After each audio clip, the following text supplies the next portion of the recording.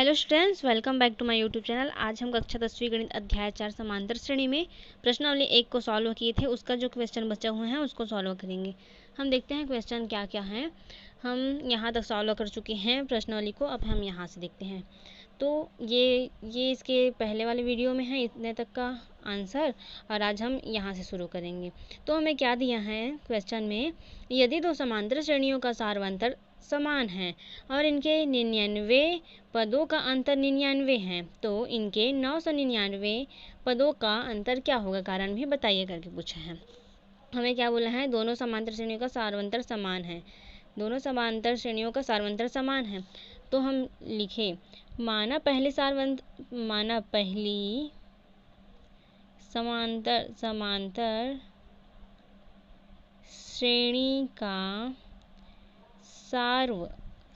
श्रेणी का सार्वंतर D है। तब दूसरी समांतर श्रेणी का सार्वंतर क्या हो जाएगा, दूसरी समांतर श्रेणी का सार्वंतर भी D होगा। क्यों होगा, क्योंकि हमें क्वेश्चन में क्या दिया है, दोनों समांतर श्रेणियों का सार्वंतर समान है, तो दूसरी समांतर श्रेणी का सार्वंतर भी D हो जाएगा। अब हम यहाँ तक कर लिए, तो अब हम मानेंगे माना फिर से मानेंगे, माना पहली समांतर श्रेणी का, हम कोई भी समांतर श्रेणी को हल करने से पहले सबसे पहले उसमें प्रथम पद निकालते हैं। तो माना पहली समांतर श्रेणी का प्रथम पद A है, तब दूसरी समांतर श्रेणी का प्रथम पद क्या हो जाएगा, इसको तथा लिखेंगे, तथा दूसरी समांतर श्रेणी का प्रथम पद हो जाएगा A2। हमें सार्वंतर समान दिया गया है, तो एक का सार्वंतर D हुआ तो दूसरे का सार्वंतर भी D हो गया, लेकिन हमें प्रथम पद के बारे में कुछ नहीं बोला है, तो हम पहली समांतर श्रेणी का प्रथम पद A1 मान लेते हैं तथा दूसरे समांतर श्रेणी का प्रथम पद A2 मान लेते हैं। अब हमें क्या दिया है, समांतर श्रेणी का सार्वंतर समान है और इनके 99 पदों का अंतर 99 है, तो समांतर श्रेणी का 99 पद, हम पहली समांतर श्रेणी के लिए 99 पद निकालते हैं। तो क्या हो जाएगा, हम जानते हैं an इज इक्वल टू होता है a plus n minus 1 into D होता है। तो a पहले समांतर श्रेणी का 99 पद क्या हो जाएगा, a99 a1, पहली समांतर श्रेणी का प्रथम पद a है, a1 है, तो हम a1 रखें प्लस n के जगह हम क्या रखेंगे 99, 99 पद ज्ञात करना है, तो 99 माइनस 1, 99 माइनस 1, और d हमें d, तो हमारा क्या हो जाएगा a99 is equal to a1 plus 98 into D. Okay, अब हम क्या निकालेंगे, दूसरी समांतर श्रेणी का 99 पद निकालेंगे। तो दूसरी समांतर श्रेणी का 99 पद क्या हो जाएगा, a99 a2, दूसरी समांतर श्रेणी का प्रथम पद हमें a2 दिया है, तो a2 plus 99 minus 1 into D, क्योंकि दोनों का सार्वंतर d ही है। फिर क्या हो जाएगा a99 is equal to a2 plus 98 into D. Okay, तो ये हमारे पहले समांतर श्रेणी का 99 पद हो गया और ये हमारे दूसरे समांतर श्रेणी का 99 पद हो गया। और हमें क्या बोला है, इनके 99 पदों का अंतर 99 है, तो चूंकि प्रश्नानुसार लिखेंगे दोनों समांतर श्रेणी के 99 पदों का अंतर 99 बोला है, तो हम घटाएंगे। तो पहली समांतर श्रेणी का 99 पद a1 प्लस 98 इंटू डी आया है, और दूसरे समांतर श्रेणी का 99 पद ये आया है, तो उसमें हम इसको घटा देंगे, minus a2 plus 98 into D, और दोनों का अंतर हमें क्या दिया है, 99 दिया है, 99 पदों का अंतर 99 दिया है। तो हम लिखे, तब क्या हो जाएगा, ये a1 plus 98d minus a2 minus 98d, ये माइनस का इसके अंदर गुणा हुआ तो ये माइनस में हो गया, ये भी प्लस था ये भी माइनस हो गया, इज इक्वल टू 99 मतलब 99। अब क्या होगा, a1 और ये प्लस 99 है और ये माइनस 99 है, तो ये दोनों कैंसल, तो हमारे पास क्या बचा, a1 minus a2 is equal to 99। तो हम इसको मान लेते हैं, हम इसको समीकरण 1 मानेंगे। ये समीकरण नहीं है, मैं बताने के लिए लिखी हूँ कि ये पहले समांतर श्रेणी का 99 पद है, दूसरे समांतर श्रेणी का 99 पद है, तो हम इसको एक समीकरण मान लेते हैं 1। ओके, समीकरण 1 मान लिए। तब हमें क्या ज्ञात करना है, तो इनके 999 पदों का अंतर क्या होगा। तो पहले समांतर श्रेणी का 999 पद क्या हो जाएगा, A99 is equal to A1 plus 999 minus 1 into D हो जाएगा। पहले समांतर श्रेणी का 99 पद ये था, और अब पहले समांतर श्रेणी का 999 पद क्या हो जाएगा, 999 में हम 1 को घटा देंगे, तो ये पहले समांतर श्रेणी का 999 पद हो गया बराबर A1, क्योंकि पहले समांतर श्रेणी का प्रथम पद A1 है, तो A1 प्लस 998 इंटू डी, 999 में 1 घटाएंगे तो 998 आ जाएगा। इसी प्रकार दूसरी समांतर श्रेणी का 999 पद क्या हो जाएगा, दूसरी समांतर श्रेणी का प्रथम पद A2 है, तो हम यहाँ A2 रखें प्लस 999 माइनस 1 इंटू डी इसलिए क्योंकि दोनों का सर्वांतर समान है, इसलिए अब क्या हो जाएगा A2 प्लस 998D कैसे हुआ 999, फिर से हम 1 को घटा दिए तो 998 इंटू डी हो गया। तो हमें पूछा गया है कि जब इनके 99 पदों का अंतर 99 है तो इनके 999 पदों का अंतर क्या होगा, तो हम इसको लिखेंगे ये इसके 999 वाले पद ये हमें प्राप्त हुआ और दूसरे समांतर श्रेणी का 999 पद ये प्राप्त हुआ, तो हम इसमें इसको घटाएंगे, उसके बाद जो आंसर होगा उसको हम लिखेंगे, अतः इसके 999 पदों का अंतर इतना है करके। तो हम इसके 999 पद क्या है A प्लस 998 इंटू डी, इसमें हम इसके 99 पद को घटा देंगे तो माइनस A2 प्लस 998D।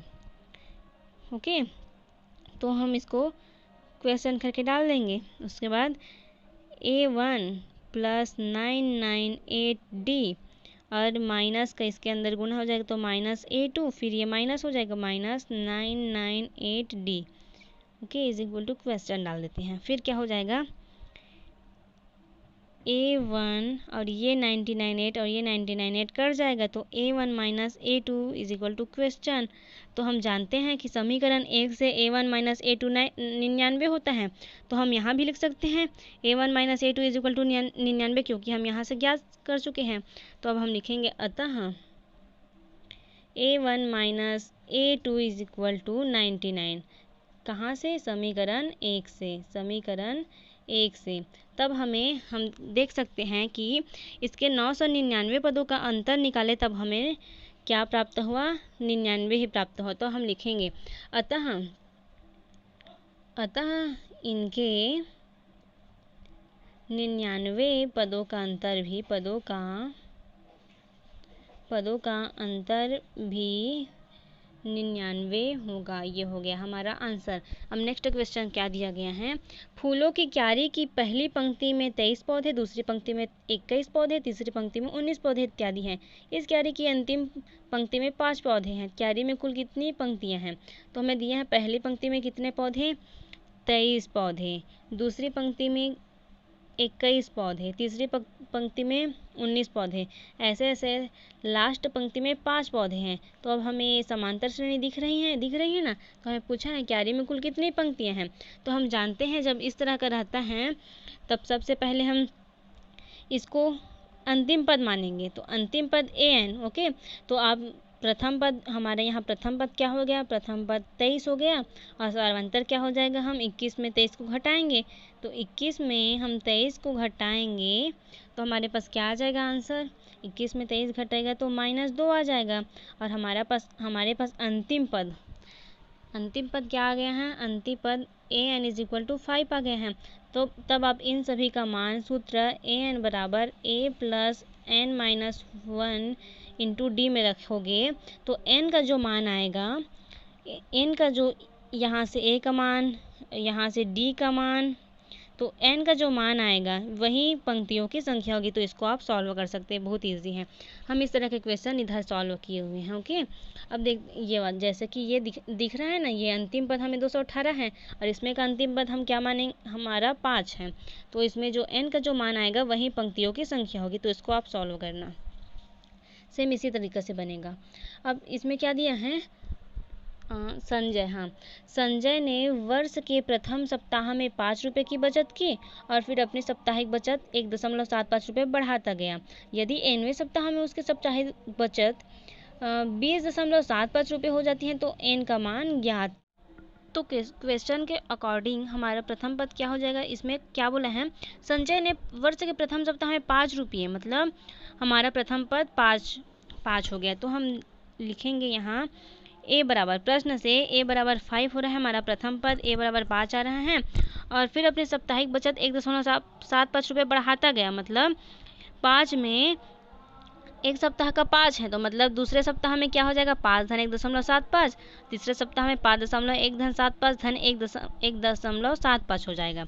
तो हमारा सर्वांतर कहा जाए तो क्या हो जाएगा, सर्वांतर d इज इक्वल टू हो जाएगा 1.75। तो हम d इज इक्वल टू यहाँ लिखें 1.75। और क्या बताया है इसमें, यदि nवें सप्ताह में उसकी साप्ताहिक बचत 20.75 है, मतलब nवें सप्ताह मतलब हम an बराबर मान लेते हैं 20.75। ओके, 20.75 मान लिए, तो हमें n का मान ज्ञात करना है।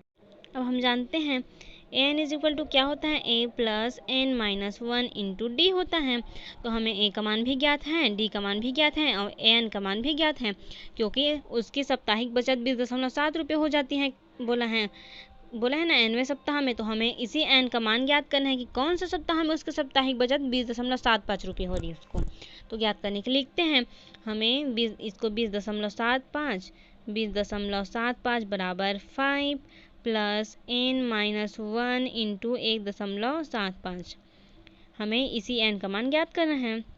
तो 20.75 बराबर 5 प्लस 1.75 n और उसके बाद 1.75 का इसके साथ गुना होगा तो माइनस 1.75। अब क्या हो जाएगा इधर से, हाँ, 20.75 बराबर हम 5 में 1.75 को घटा देंगे तो क्या आ जाएगा 3.25। कैसे होगा देख लेना, 3.25 1.75, तो 5 5 शून्य और ये 1 बचा तो 7 3 10 और हासिल 1 तो 5 आ गया हमारा। 5 में 1.75 घटेगा तो 3.75 आ गया। ओके, तो ये वाला हो गया, ये वाला पद। उसके बाद प्लस 1.75 n हुआ। अब हम क्या करेंगे, ये जो है ये n का मान हमें ज्ञात करना है, तो ये वाले पद को इधर पक्षांतर कर देंगे तो क्या हो जाएगा 20.75 माइनस 3.25 बराबर 1.75 n। अब 20.75 में हमें 3.25 को घटाना है, तो 5 से 5 कैंसल और 7 में 2 गया, तो 7 में 2 गया तो क्या हो जाएगा इधर 5 हो जाएगा और 20 में 3 गया तो 17.50 हो गया। तो हम यहाँ लिखेंगे 17.50 बराबर 1.75 n। अब हम n को इधर रखकर ये वाले पद को इधर पक्षांतर कर देंगे तो इसके भाग में आ जाएगा, तो क्या हो जाएगा 17.50 बटे 1.75 बराबर n। तो हम ऐसे भी लिख सकते हैं इसको, n को इधर लिखकर 17.50.1.5 बटे 1.5। अब n इज इक्वल टू क्या हो जाएगा, इस दशमलव को हम इधर खिसका देंगे 2 अंक आगे, तो क्या हो जाएगा 17.50 और यहाँ से 2 अंक किसको खिसकाएं तो यहाँ से भी 2 अंक किसको खिसका देंगे, तो खिसकाएंगे तो क्या हो जाएगा 175 हो जाएगा। 2 अंक इधर से भी खिसका इधर से भी खिसका तो कोई मतलब नहीं हुआ, कैंसिल हो गया। तो क्या हो जाएगा 1750 बटे 175। अब ये किसके पहाड़े में आता है, 25 से कम 25, 25 दूनी 50, 25 के 75, 25 100, 25 5 125, 25 150, 25 सत्ते 175 होता है और यहाँ से 25 सत्ते 175 और 0 का 0, फिर 7 एकम 7 और 7 दहाम 70। तो हमें n का मान क्या प्राप्त हो गया 10। तो हम लिखेंगे अतः n का मान 10 है, हमें n का मान 10 प्राप्त। आप यहाँ से एक बार और देख लेना, हमें प्रथम सप्ताह में 5 रुपये की बचत की तो 5 किए, फिर साप्ताहिक बचत ₹5 बढ़ाते गया तो उसको लिखे। फिर हमें पूछा गया है कि उसके साप्ताहिक बचत में जब ₹20 इकट्ठे हो जाते हैं, ₹20.75, तब n का मान ज्ञात करने करके। तो हम यहाँ से इन सभी का मान रखते गए, इसको सॉल्व किए तो हमारा लास्ट में n का मान 10 आया। यही हो गया हमारा आंसर। अब नेक्स्ट क्वेश्चन क्या दिया है उसको देखते हैं। क्या समांतर श्रेणी 18 सहित 1/2 13 का एक पद -43 है? यदि हाँ तो कौन सा पद है? अब इसमें हमें क्या करना होगा, आप इसको सॉल्व कर सकते हैं। पहले तो हमें समांतर श्रेणी क्या दी गई है, 18 15 सहित 1/2 13 डैश डैश डैश, और हमें पूछा गया है कि एक पद -43 है, तो आपको ज्ञात करना है। तो इसको 18 और ये 15 दूने 30 और 31/2 और 13, तो इसमें से आप सबसे पहले प्रथम पद लिखोगे। प्रथम पद a = 18 हो जाएगा, और d क्या हो जाएगा, 31/2 में आप 18 को घटाओगे तो जो मान आएगा वो d का मान हो जाएगा। और हम जब इसको सॉल्व करेंगे तो हम मानेंगे कि अंतिम पद मतलब कि an = हम यहाँ से an = हम -47 मानेंगे।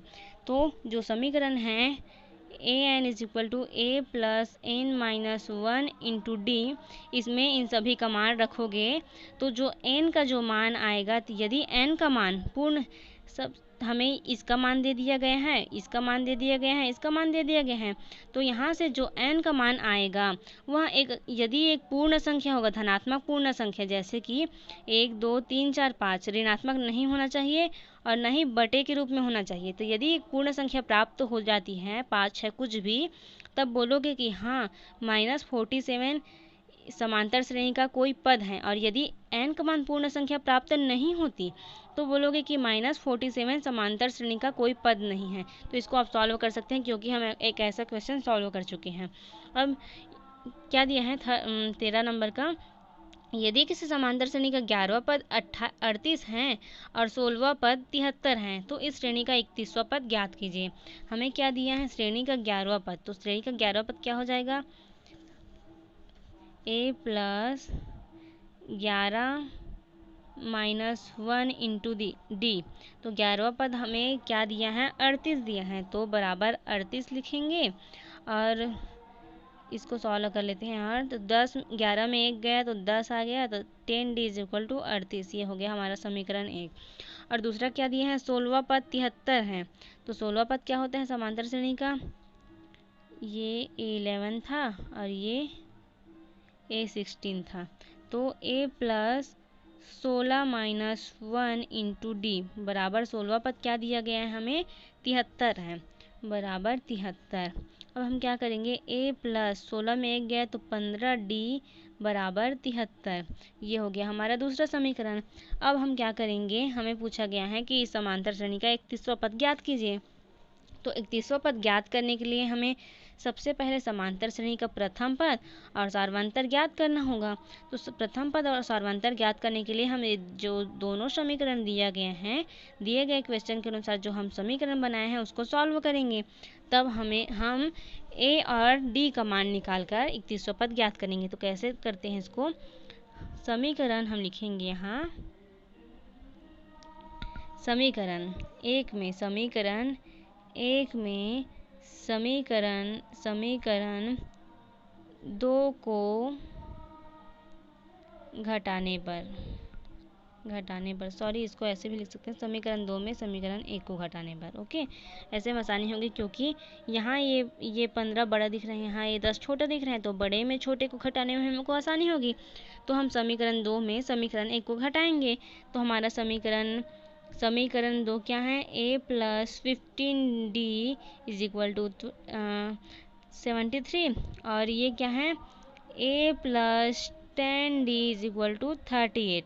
अब हम समीकरण 2 में समीकरण 1 को घटाएंगे, ये हमारा समीकरण 2 है, ये हमारा समीकरण 1 है, तो इसमें घटाएंगे तो क्या हो जाएगा, ये माइनस, तो यहाँ से 73 में हम 38 को घटाएंगे तो क्या हो जाएगा, ये हमारा 13 और ये हमारा 6, तो 8 5 13 होता है, और ये 6 में 3 जाएगा तो 3 आ गया। और यहाँ से ए और ए कैंसिल हो जाएगा और हम 15 में 10 को घटाएंगे तो 5D आ जाएगा। तो 5D इज इक्वल टू क्या आ गया हमारा 35। तो डी का मान क्या आ जाएगा, 5 को हम इधर पक्षांतर कर देंगे, तो 5 को इधर पक्षांतर करेंगे तो 35/5, तो 5 सत्ते 35 होता है, तो डी का मान हमारा 7 आ गया।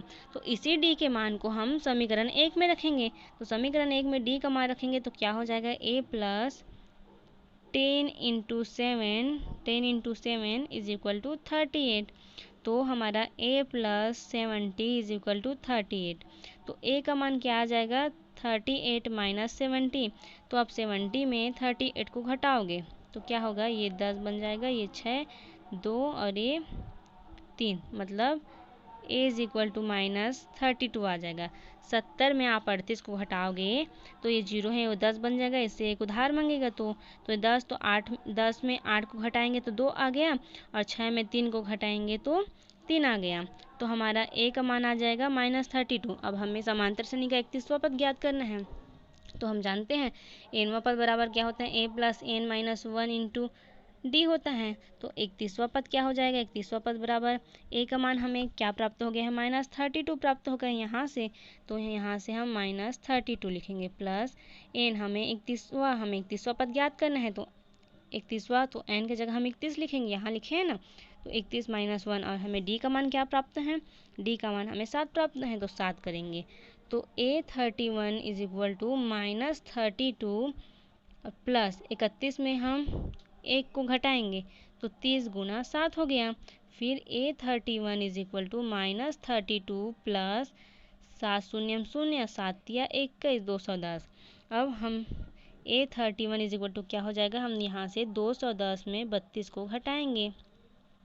तो 210 में 32 को घटाएंगे तो ये 10 बन जाएगा, और ये हमारा 20 बन गया। तो 10 में हम 2 को घटाएंगे तो 8 हो गया, और 20 में हम 3 को घटाएंगे तो 17। तो हमें a31 बराबर 178 प्राप्त हो गया। ये हो गया हमारा आंसर, a31 मतलब 31वां पद। तो हम देख लेते हैं फिर शुरू से इसको। तो क्या हमें क्या दिया गया है क्वेश्चन में, किसी समांतर श्रेणी का 11वां पद 38 है, तो 11वां पद समांतर श्रेणी का 11वां पद 38 दिया है, तो इसको हम इसको सॉल्व किए तो ये हमारा समीकरण 1 बना। और बोला है कि 16वां पद 73 है, तो 16वां पद के लिए हम 16 माइनस 1 किए तो हमारा ये दूसरा समीकरण बन गया। अब इन दोनों समीकरण को हम सॉल्व करके पहले तो डी का मान निकालें, उसके बाद डी के सहारे डी का मान हम समीकरण 1 में रखें, तो एक में रखने से हमें ए का मान प्राप्त हो गया। तो इसी ए और डी के मान को हम इसमें रखें, यहाँ पास ए का मान रखें, यहाँ डी का मान रखें, और 31वां पद ज्ञात करना था इसलिए n की जगह हम 31 रखे हैं। देखो यहाँ रखे हैं ना। तो उसके बाद इसको सॉल्व करते गए, तो सॉल्व करते गए तो हमें a31 मतलब कि 31वां पद का मान 178 आए हैं, यही हमारा आंसर है। तो हम लिखेंगे अतः समांतर श्रेणी के 31वां पद का मान 178 है। ओके, अब हम नेक्स्ट क्वेश्चन लिखते हैं। तो हमें नेक्स्ट क्वेश्चन क्या दिया गया है, किसी समांतर श्रेणी का 12वां पद उसके 5वें पद से 14 अधिक है और दोनों पद का योग 36 है, तो इस श्रेणी का mवां पद ज्ञात कीजिए। हमें बोला है 12वां पद उसके 5वें पद से 14 अधिक है, तो समांतर श्रेणी का 12वां पद क्या हो जाएगा, a12 is equal to a plus 12 minus 1 into D. तो क्या हो जाएगा, a12 is equal to a plus 11d। और हमें क्या बोला है 12वां पद उसके 5वें पद से 14 अधिक है, तो हम समांतर श्रेणी का हम 5वें पद निकालेंगे। तो 5वां पद क्या हो जाएगा 5 माइनस 1 इंटू डी, मतलब कि a प्लस 4d। तो हमें प्रश्न में क्या दिया है, समांतर श्रेणी का 12वां पद उसके 5वें पद से 14 अधिक है। तो प्रश्नानुसार क्या हो जाएगा, हम यहाँ लिखेंगे प्रश्नानुसार। सबसे पहले तो आपको 12वां पद और 5वां पद निकाल लेना है, फिर प्रश्नानुसार ये वाले पद को ये वाले पद से 14 अधिक बताया गया है। तो हम लिखेंगे a plus 11d is equal to a plus 4d plus 14। अब a को हम इधर पक्षांतर करेंगे तो a माइनस a हो जाएगा प्लस 11d, और इधर से 4 को इधर पक्षांतर करेंगे तो 4 इधर धन में है, इधर आकर ऋण में हो जाएगा, तो ऋण 4d हो जाएगा, और इसको 14 को हम इधर रहने देंगे। तो a से a कैंसल, और हम 11d में 4d को घटाएंगे तो 7d आ गया, और इधर 14 आ गया। तो d इज इक्वल टू हमारे पास क्या हो जाएगा 7 इधर डी के साथ गुणा में है, इधर जाकर 14 के साथ भाग में हो जाएगा, तो 7 को हम 14 से भाग देंगे तो 7 दूने 14, तो डी का मान हमें 2 प्राप्त हो गया। ओके, तो हम डी का मान हम यहाँ से निकाल लिए। ये समीकरण 1 मान लेते हैं। और हमें क्या दिया गया है इसमें, और दोनों पदों का योग, दोनों पदों मतलब 12वां पद और 5वां पद का योग 36 है, तो 12वां पद हमारा ये निकला है और 5वां पद ये निकला है, दोनों पदों का योग 36 बोला है। तो हम क्या करेंगे, a + 11d पुनः प्रश्नानुसार करके आप लिखेंगे यहाँ, पुनः प्रश्नानुसार a + 11d 12वां पद और a + 4d मतलब कि 5वां पद, a + 4d और दोनों का योग बोला गया है, हमको 36 दिया गया है। तो 36 किए तो क्या हो जाएगा, ये a और ये 2a और 11d और 4d मतलब कि 15d = 36। अब क्या होगा, हम d का मान यहाँ से निकाल चुके हैं, तो d का मान हम यहाँ रख देंगे, तो 2a + 15 × 2 = 36। तो हम लिखेंगे यहाँ समीकरण 1 से क्या हुआ, d का मान हम यहाँ 2 रखे हैं, तो इधर 2a + 30 = 36 और इधर 2a = 36 - 30, तो 2a क्या हो जाएगा, हम 36 समय मतलब कि 36 में 30 को घटाएंगे तो हमारे पास 6 बच जाएगा। तो फिर यहाँ से क्या हो जाएगा, a को इधर रखेंगे और 2 को इधर पक्षांतर कर देंगे, तो 6/2 बराबर 2 एकम 2, 2 तिया 6, तो a का मान हमारे पास 3 आ गया। तो हमें मेन हमारा उद्देश्य था a और d का मान निकालना उद्देश्य था। तो अब हमें पूछा है इस श्रेणी का mवां पद क्या होगा, तो हम mवां पद निकालते हैं। तो mवां पद ये हो जाएगा, am = होता है a + m - 1 × d होता है। तो हमें a का मान क्या प्राप्त है, a का मान हमें 3 प्राप्त है, तो am = 3 + m - 1 और d का मान प्राप्त है 2, तो 2 को गुणा किए। ओके, अब क्या हो जाएगा, ये 3 + 2 का पहले m के साथ गुणा तो 2m और 2 का पहले -1 के साथ गुणा तो -2 हो गया। तो अब क्या हो जाएगा, ये 3 है प्लस में और 2 माइनस में है, तो 3 में से 2 घट जाएगा तो क्या आ जाएगा, 1 आ जाएगा, मतलब कि 1 आ जाएगा प्लस 2m। तो हम लिखेंगे, अतः समांतर श्रेणी का mवां पद 1 + 2m होगा। ये हो गया हमारा फाइनल आंसर। यहाँ तक का आप स्क्रीनशॉट लेना है। कौन से नंबर का क्वेश्चन है मैं बता दे रही हूँ आप लोग को, ये 14वें नंबर का क्वेश्चन है। ओके, अब देखते हैं नेक्स्ट क्वेश्चन क्या दिया गया है। समांतर श्रेणी 3, 15, 27, 39 का कौन सा पद उसके 54वें पद से 132 अधिक है। तो अब मानोगे, आपको समांतर श्रेणी दी गई हैं 15, 27 और 39 डैश डैश डैश, तो हमें बोला गया है कि कौन सा पद 54वें पद से कितना अधिक है, 132 अधिक हैं।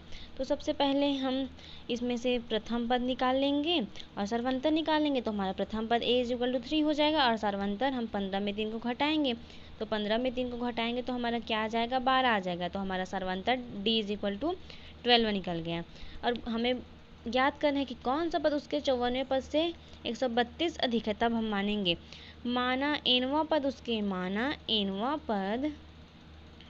उसके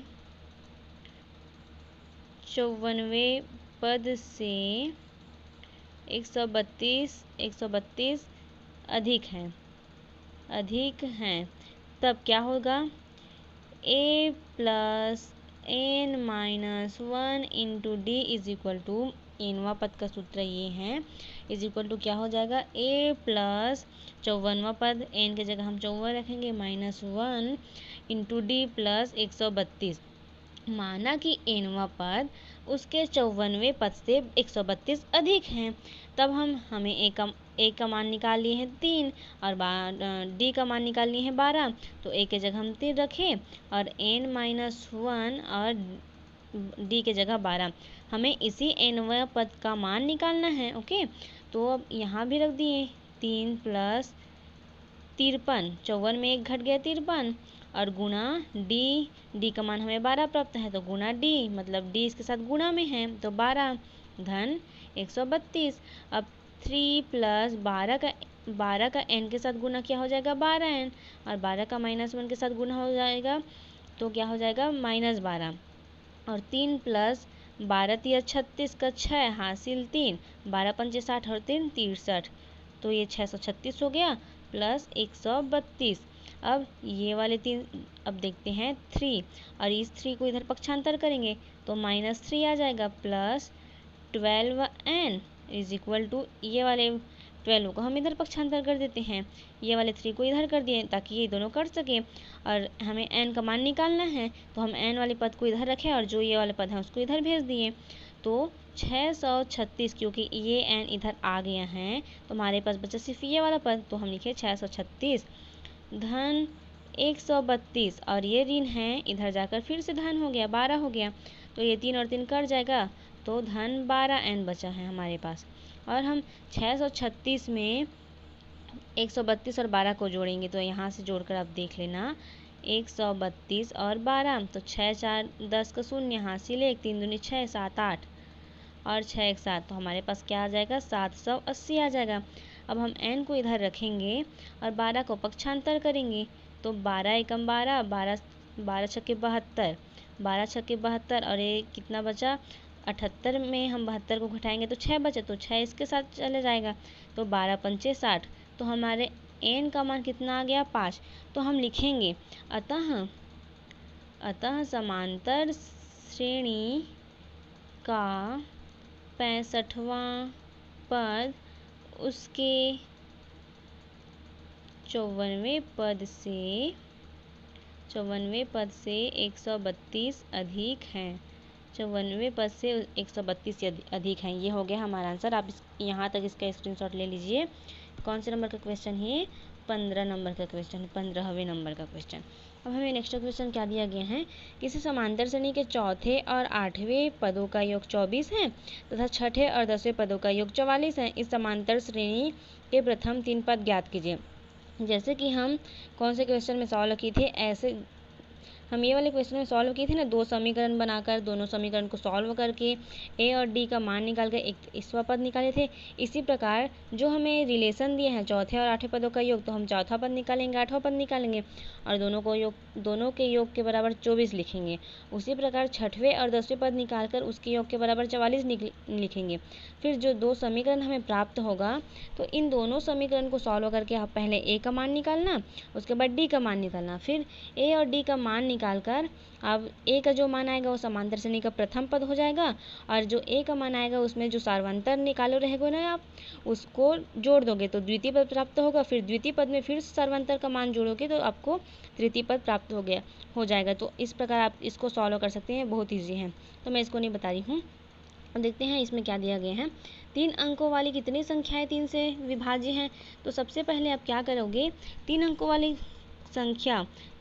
वाली संख्या आप लिखोगे जो कि 3 से विभाज्य हो सकती हैं। तो सबसे पहले हम देखते हैं 100 एक 3 अंक की संख्या है। 100 के बाद 101 मतलब कि 0101, तो 101 3 से विभाज्य नहीं है, 102 होगा, तो 102 लिखें।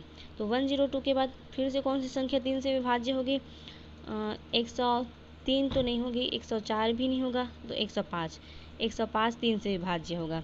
उसके बाद 106 भी नहीं होगा, 107 भी नहीं होगा, 108 होगा, तो 108 लिखें। ओके, इसी प्रकार डैश डैश डैश। उसके बाद अंतिम कौन सी संख्या होगी?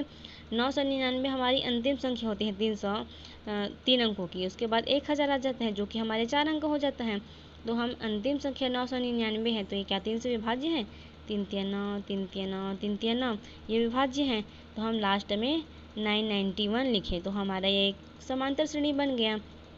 तो अब इसमें हमारा प्रथम पद ये हो जाएगा और सार्वंतर 3 हो जाएगा, क्योंकि हम 105 में 102 को घटाएंगे तो हमारा सार्वंतर d = 3 आ जाएगा। और अंतिम पद हमें 99 दिख रहा है, तो an की वैल्यू मैं यहाँ लिख दे रही हूँ, an = 99, a = 102 और d = 105 में 102 को घटाओगे तो 3।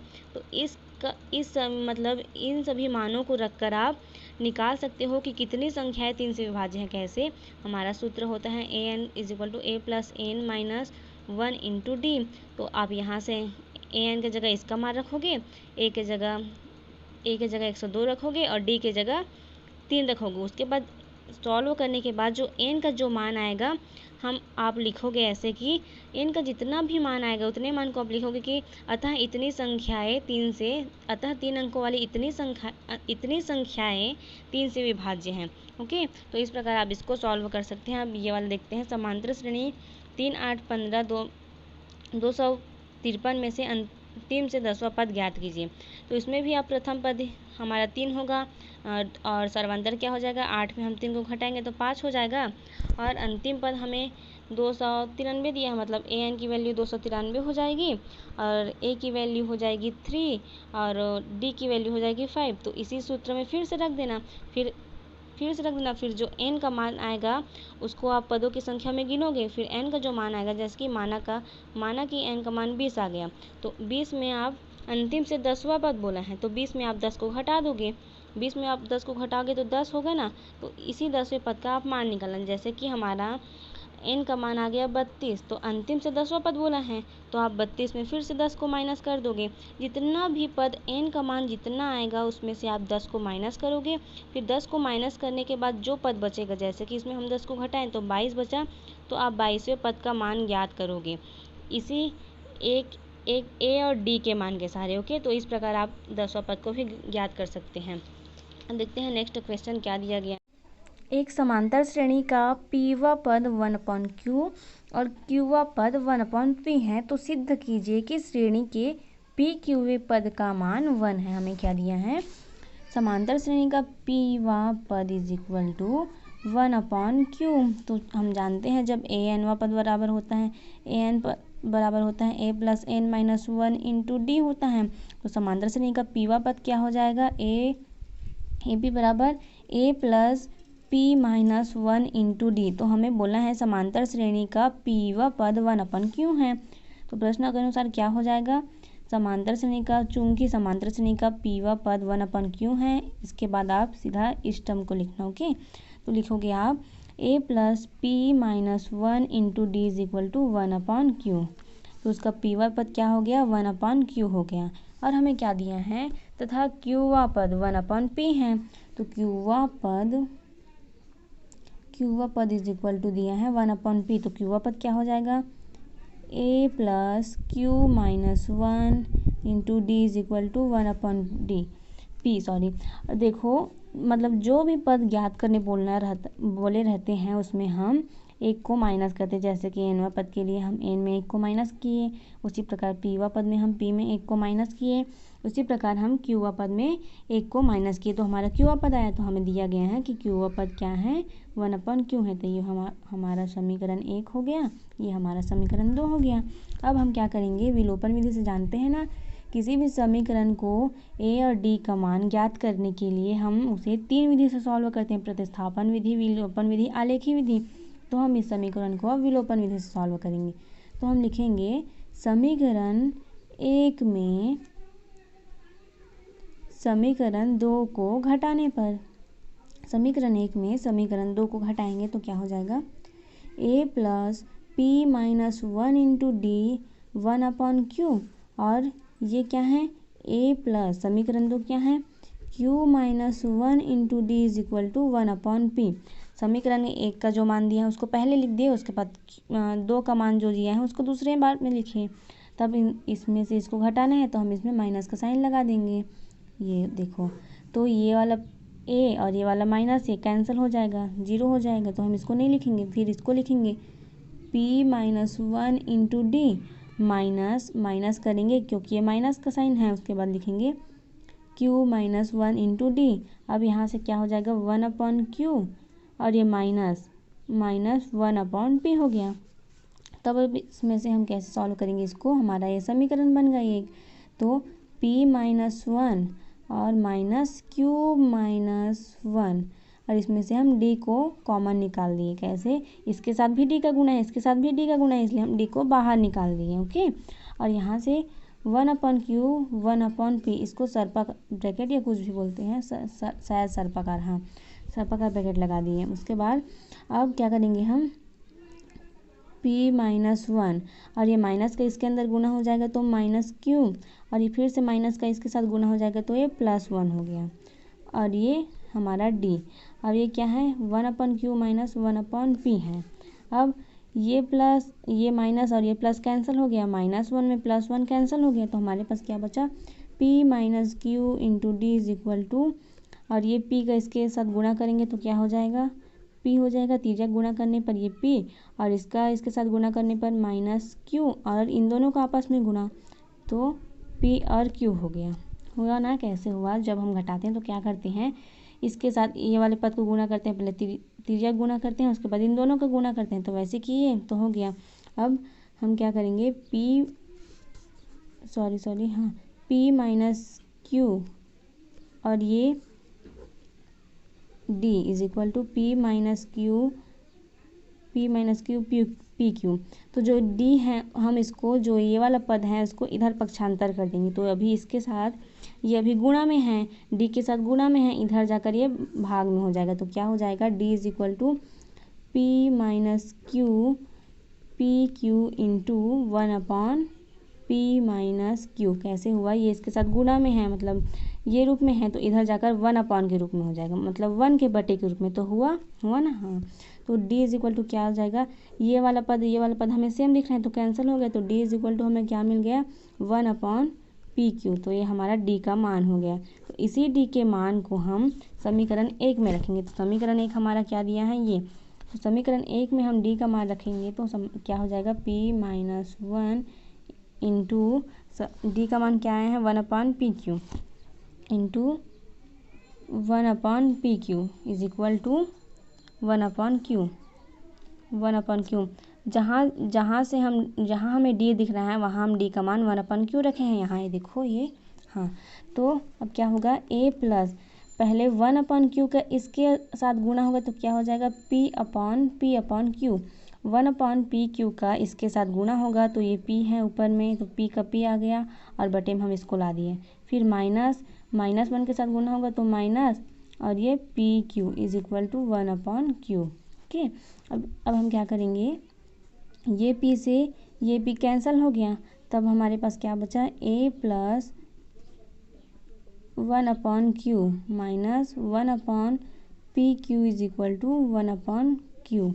तो अब a इज इक्वल टू क्या हो जाएगा, 1/q, और ये जो प्लस 1/q है वो इधर जाकर -1/q हो गया, और ये -1/pq का -1/pq लिखेंगे, सॉरी प्लस होगा।